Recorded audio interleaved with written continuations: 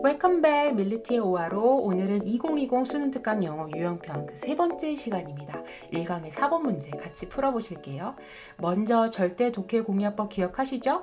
그래 목적 파악하기 문제는 첫 번째 반드시 30초 이내에서 시간을 단축해야 되고요. 방법은 주어와 동사를 정확하게 해석하기보다 답의 근거가 보일 때까지 스키밍을 한 후 답의 근거가 되는 부분에서 정확하게 해석을 하실 필요가 있는 문제입니다. 자, 그럼 문제로 바로 들어가셔서요. 문제를 보니 목적을 물어보는 문제라서 주어와 동사를 스키밍을 하려고 하는데 문장의 첫 문장부터 아예 I want to thank you가 나와버렸어요. 그러면 여러분들 이게 고등학교 1학년 문제면 모르겠지만 고등학교 3학년 내지 수능 문제에서 I want to thank you 해서 감사하려고 이렇게 답을 고르면 아무리 답의 근거를 찾아서 우리가 답을 찾는다 할지라도 여러분들이 대학교를 위해서 보는 시험인데 그렇게 단순하게 문제를 내진 않겠죠. 어쨌든 첫 문장을 조금 보시면은요. 뭐에 대해서 감사하냐면 bringing members, 멤버를 데리고 와서 감사하대요. 어디에 데리고 왔냐면 바로 브로드캐스팅이 보이는 거 보아하니까 방송국에 데리고 왔어요. 방송국에 데리고 왔는데 누구 만나죠? 나를 만나고 그다음에 우리 방송국에 있는 고위 임원진을 만났대요. 이것만 봤을 때 고위 임원진을 만나러 왔는데 방송 촬영에 협조해 준다라는 말이 잘못됐다라는 거를 여러분들이 체크를 하셔야 돼요. 그러면 쭉 스키밍을 하면서 또 다른 답의 근거가 없나를 찾으셔야 되는데 여기에 갑자기 사과하는 말이 나오네요. 그럼 앞부분은 도입부고 결국에는 결론에 해당되는 부분이므로 마지막 we apologize for 여기에서 여러분들이 답을 고르셨어야 됐었던 문제. 답은 4번이 되겠습니다. 자, 여러분들이 또 1강의 4번을 정독을 해왔다라는 전제하에 저랑 같이 주제랑 어휘를 먼저 훑어볼게요. 이 주제는 방송의 내용으로 이 사람들한테 항의를 받았어요. 그거에 대해서 다시 한번 더 사과를 드린다라는 편집글이 되겠습니다. 주제문은 방금 전에 우리가 같이 풀었던 부분이 바로 주제문이 되겠고요. 몇 가지 이제 어휘를 같이 볼게요. 첫 번째, 시니어가 언제 쓰이냐면 회사에서 주니어하고 시니어로 쓰여요. 주니어 같은 경우에는 막 입사한 사람들을 주니어라고 하고요. 시니어는 그 위에 있는 사람들인데 executive가 임원진이니까 고위급 임원진이라고 해석하시면 됩니다. portray는 여러분들 일반적으로 알고 있는 표현이죠. 묘사하다, 설명하다. 자, 그리고 여기 miss를 빼버리세요. 그럼 represent가 무슨 뜻이죠? 동사할 때 무엇을 나타내다, 설명하다라는 뜻인데 miss가 들어갔으니까 잘못 나타냈고요. in question은 여러분들이 question은 알지만 in question은 하나의 수거로 보셔서 보통 얘가 앞에 있는 명사를 꾸며주셔야 돼요. 그래서 더 show in quest라고 하면 문제가 되는 방송, show라고 해석을 하시면 됩니다. 자, 그리고 be known for 무엇으로 유명하다, 알려지다. 더불어서 어떤 것도 기억하셔야 되죠? be known as, be known to를 알고 계셔야 되겠죠? 자, 그 다음 stereotypes는 고정관념이라는 명사로서 빈도수가 굉장히 있는 단어고요. 여러분들 교재에 별표로 inadvertent라는 단어가 나와 있어요. 참고로 inadvertent는 이 지문을 가장 핵심적으로 다루고 있는 키워드라고 보시면 됩니다. 그래서 이 단어는 외우셔서 학교 내신에 대비를 하셨으면 좋겠어요. 그리고 offense taken 같은 경우에는 offense가 불쾌한 어떤 사건을 얘기를 합니다. 그래서 이 take가 앞에 있는 offense를 꾸며줘서 이미 발생이 되어진 어떤 불쾌한 사건이니까 offense taken을 같이 외우시면 훨씬 더 좋으실 것 같고요.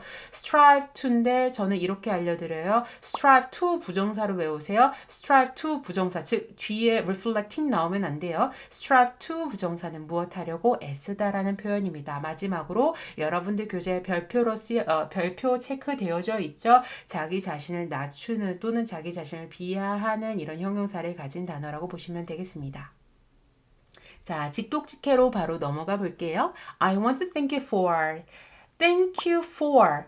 for이 나오면 무엇에 대해 감사하다라고 봐야 되는 부분입니다. 자, 뭐에 대해 감사하냐면 for bringing members, 멤버를 데리고 와줘서 감사해요. 그리고 이 구성원들이 어디에 소속해 되어져 있는지 나오고 to로 해서 어디에 데리고 왔는지 보이죠. 자, 근데 지금 대문자 사이에 뭐가 보이세요? 브로드캐스팅 보이는 거 보니까 ABS 방송국인가 봐요. 언제요? 이번 주에. 자, 그러면 이번 주에 온 목적이 뭐가 될까요? 바로 to meet with me, 나를 만나고 그 다음에 다른 ABS 고위 임원진들을 만나러 와주셔서 감사합니다. 자, 이쯤에서 우리는 좀 궁금해할 필요가 있죠. 이 사람들이 왜 우리 방송국에 왔을까요? 뒷문장에 봤더니 The heartfelt가 나왔어요. heartfelt는 직역을 하자면 마음이 느껴지는 이잖아요. 그러니까 이건 진정한이라고 해석하시면 됩니다.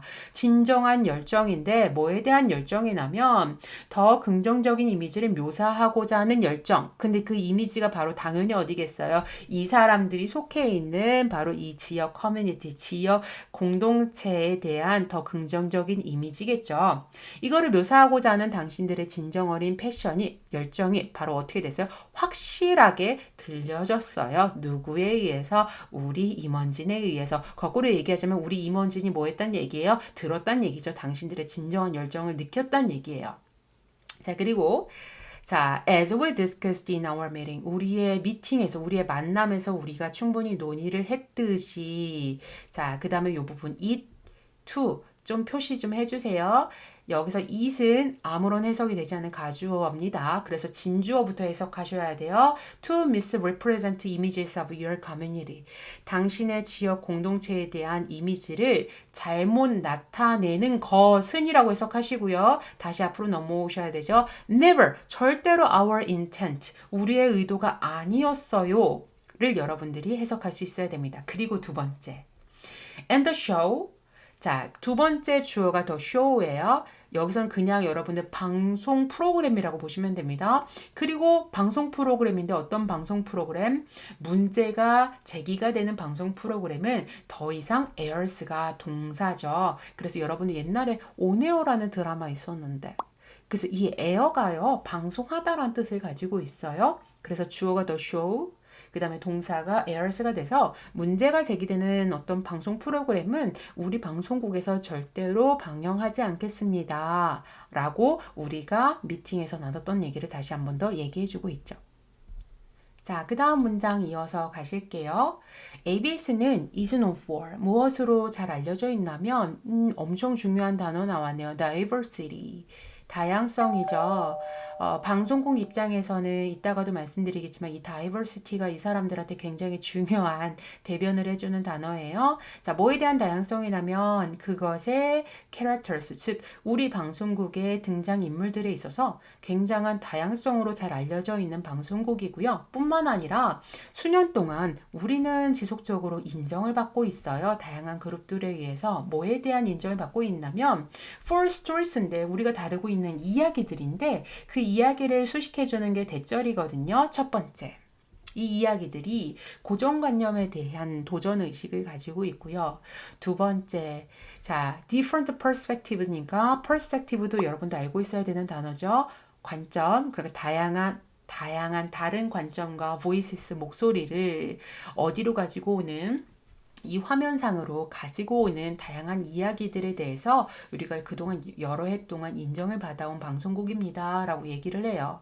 자, 그래서 일단 결론으로 가자면 일단은 사과를 드리고요. 여러분들 앞에 thank you for랑 마찬가지로 apologize for도 무엇에 대해 사과하다예요. 뭐에 대해서 사과를 드리냐면 어떤 의도하지 않은 이미 발생된 불쾌한 일 해서 taken이 같이 따라온다는 거 기억하시고요. 발생된 일에 대해서 사과를 드리고 뿐만 아니라 확답도, 확언도 할 수 있을 것 같아요. 확실히 말씀드리는데 당신한테 뭐를 말씀드려요? 대절부터 휴머까지가 이제 목적절이 되겠죠. 우리가 계속해서 애쓸 거라는 것을 약속을 드린대요. 뭐를 레슨하면 reflect, 반영할 거라고요. The vast diversity니까 앞에서 얘기했던 diversity를 포기할 수 없어요. 그러니까 상당한 다양성을 반영하기 위해 애쓴다는 것을 약속을 드린대요. 그러니까 뭐에 대한 다양성 of our audience니까 우리의 청중들, 그러니까는 앞에서는 캐릭터였었고요. 여기서는 청중이 아니라 시청자가 되겠죠. 우리 방송을 보는 시청자들의 여러 가지 다양성을 반영하기 위해서 애쓰려고 노력을 한다고 얘기를 하고요. 자, 문제는 여기에요. 먼저 괄호 먼저 쳐볼게요, 여러분들. 자, 지금 중간에 and가 보이실 거예요. 이 and를 어떻게 보셔야 되냐면 with respect, with 이렇게 받으셔야 돼요. 그러니까 우리가 다양성을 반영하는 것을 첫 번째, 존경심을 가지고 반영을 할 거고요. 두 번째, where appropriate는 적절한 경우라고 해석하셔야 돼요. 문법에서 따로 설명드릴게요. 적절한 경우에는 시기적절하게 자기 자신을 낮추는 약간의 유머를 첨가해서 이런 다양성을 보여드리려고 애쓰겠습니다. 라는 문장이 되겠습니다. 자, 그러면 스키밍으로 내용을 한번 쭉 훑어볼게요. 자, 첫 번째. 우리 방송국에 멤버를 데리고 와서 감사하다라는 얘기를 하고요. 멤버들이 와서 우리에게 전해준 그 열정, 그러니까 그 지역 공동체에 대한 긍정적인 이미지를 묘사하고자 하는 당신들의 열정을 우리가 잘 들었어요. 근데 어쨌든 거기에 대해서 우리가 실수가 있었는데 그건 절대로 우리의 의도가 아니었다라고 얘기를 하고요. 우리 방송국 같은 경우는 다양성으로 잘 알려져 있는 방송국입니다. 라고 하면서 다시 한 번 더 사죄를 드리고, 그럼에도 불구하고 우리가 다양성을 계속 추구를 하면서 존경심을 가지고서는 이렇게 하겠습니다 라는 전반적인 사과의 편지라고 보시면 되겠습니다. 내용상으로 딱히 로직을 가지고서 문장 사위나 문장 순서로서 어려움이 없기 때문에 이 정도만 하고요. 저는 어법 문제로 넘어가 보도록 할게요. 자, 1강의 마지막 문제 4번 지문의 어법입니다. 여기 4강 어법은 한 문장에 섞여 있는 어법들이 많아서요. 문장별대로 좀 볼게요. 일단은 두 번째 문장에 있는 was certainly heard에서요.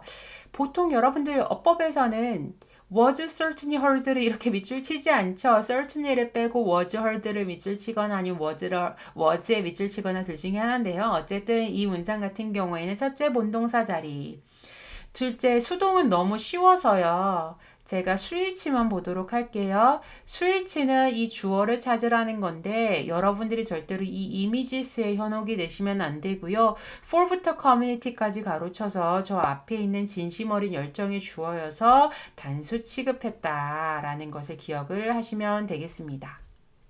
자, 그 다음에 세 번째 문장에서 to misrepresent가 있는데 이거는 구문 독해했을 때 여러분들 기억하실 거예요.